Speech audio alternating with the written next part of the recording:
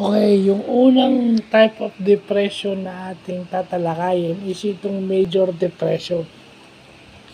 So, itong major depression daw is depressed ka most days of the week.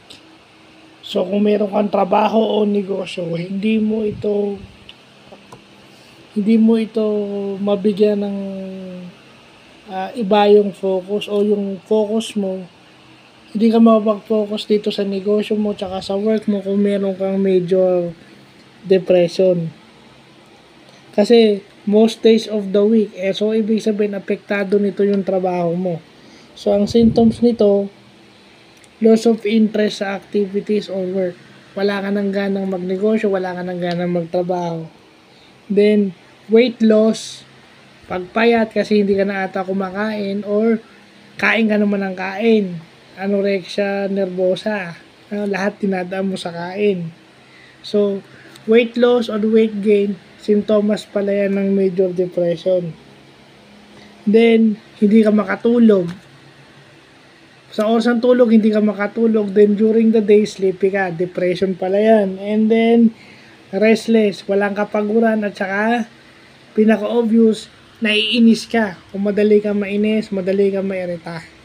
Agitated. So, yan. Pagka meron ka ng mga ganyang sintomas dahil stress ka, yan. Diyan ang gagaling yan eh. Pag meron ka ng major depression, dapat magpakonsulta ka na. Kaya nga dapat magkakaroon ka ng mental exercise para magkaroon ka ng, kasi konektado yan.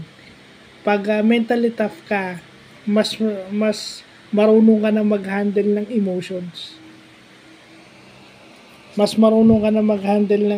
Kumbaga, mas napag-iisipan mo kung ano yung dapat pakiramdam mo sa isang bagay sa mga bagay-bagay. Kasi pag lahat, may mga tao kasing ini-stress yung mga bagay sa kahit hindi nila kontrolado. At minsan, di ba, hindi na nila naiisip yung kanilang sinasabi, pero sila naman talaga yung gumagawa nun. And then, ang masakit nun, sa'yo pa isisisi. Kahit sila naman may kasalanan, isisisi pa sa'yo. O, di ba? So, yun lang po.